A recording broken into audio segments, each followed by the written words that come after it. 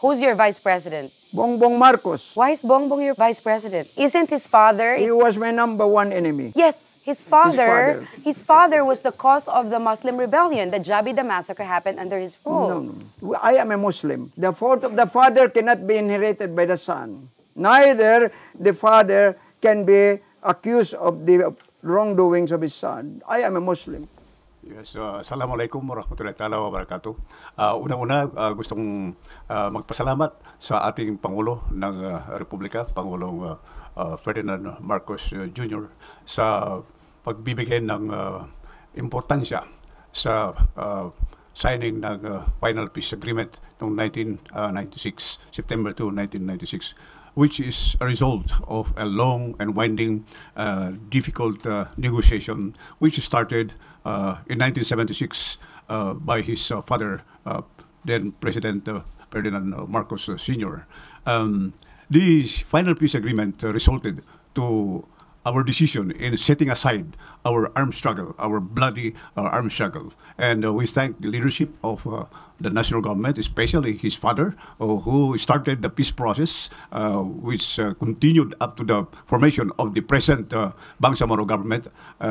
If it was not of the Triple Agreement, we could not have reached this peace that we have now, because the Triple Agreement is the mother of all peace agreements. And we thank the leadership, again, we thank the leadership of the Republic of the Philippines for finally recognizing the rights of the Moro people.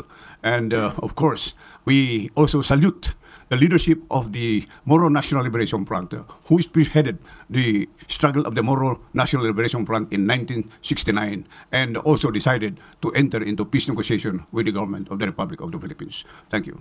MNLF Vice Chair, Ms. Wari. Pero dahil nabigyan po tayo ng konting panahon magbigay ng mensahe on behalf ni Chairman Nur Miswari, na ang masabi ng namin dito sa MNLF.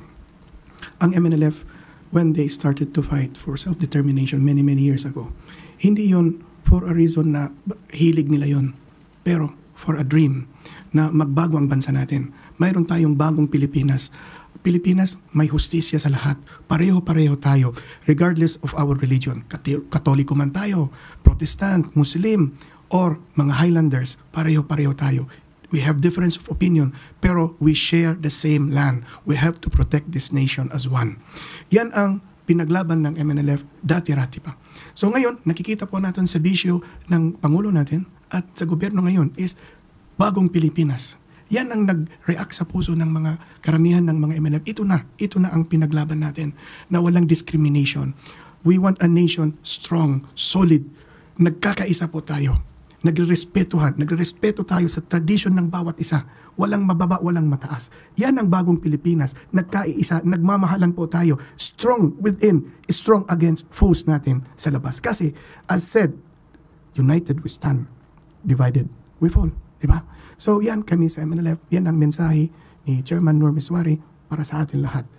Bagong Pilipinas ay Pilipinas para sa atin lahat. Is as a nation, isang nation po tayo.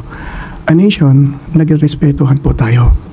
And that's why, mismo kanina ang mahal natin na Presidente, hindi siya nagbanggit surrender po. Kasi sa media, please be sensitive sa kultura ng mga bangsa natin. We are yung owner ng Bangsamoro, owner ng Pilipino. Kung parang ipalabas natin na, oh yan, nasumuko na sa atin, parang pinahiya din natin ang sarili natin. We forge peace. Peace between brave people po. So dapat bigyan natin respeto ang sarili natin. So yan ang mahingi ko po sa sa media. Dapat ang media, hindi tayo sanhi ng pagwatak-watak. Dapat tayo ang sanhi ng pagkakaisa. Kung kailangan natin malakas ang bansa natin, muna ang media kasi kayo ang magpapaabot ng mensahe. At yung paano natin masiguro kami, sabihin ko sa inyo, as a Bangsamoro, as a Muslim, ang day-to-day life namin is mandated by ang mandate ng Panginoon. Sabi ng Allah subhanahu wa ta'ala sa Suratul Ma'idah, sabi, ya ayyuhalladhina amanu awfu bil 'uqud. Mahigit ko mo lang ibig sabihin, you who believe, fulfill your commitments.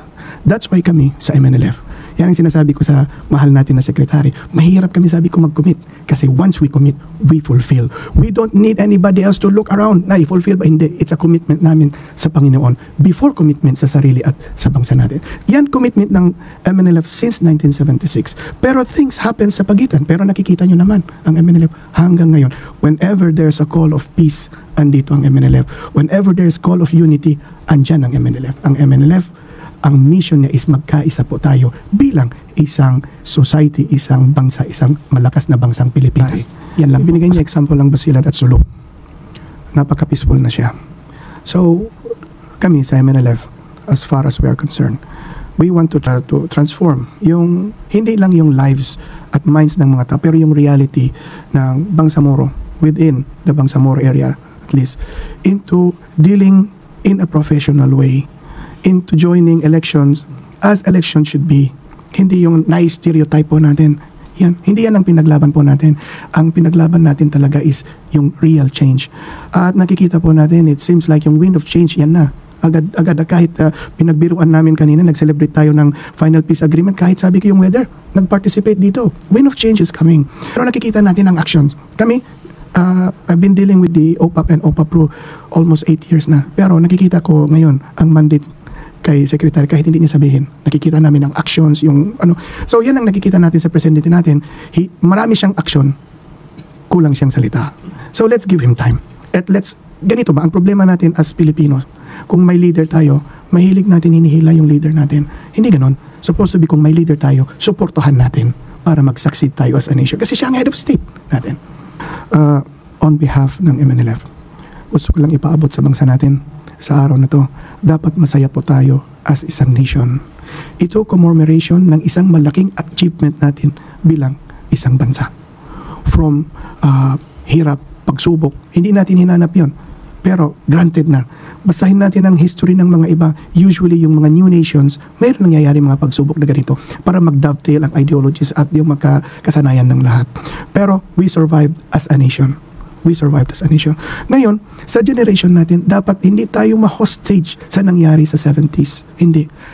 Bagong Pilipinas, bagong way mag-think tayo. Bago na tayo magtingin sa kapwa natin. Hindi yan taga Mindanao yan taga Luzon yan, Bisaya yan. Hindi. Dapat, yan kapatid ko. Alam niyo, I've been working 17 years abroad as an OFW. Doon, isang terminology lang ang ginagamit po namin. Kababayan. Kababayan. So bakit kababayan tayo doon? Dito hindi tayo kababayan. Yan, bagong Pilipinas, dapat reality na yan talaga na maging tunay ang pagbabago po natin. Kasi kung hindi tunay ang pagbabago natin, mahirap isulat tayo sa history, tayo ang mga nakasira ng future ng mga anak natin na hindi bagay yan. Lalo-lalo na, we have a leadership that is open. So yan lang ang masabi ko. As kami as MNLF, huwag kayong mag-aalala, huwag kayong mag-doubt. Kaya yung sinabi ko kay Secretary, alam mo kami ang guardians ng southern frontier natin. Walang makadaan dyan sa amin. Marami pong salamat sa inyo lahat.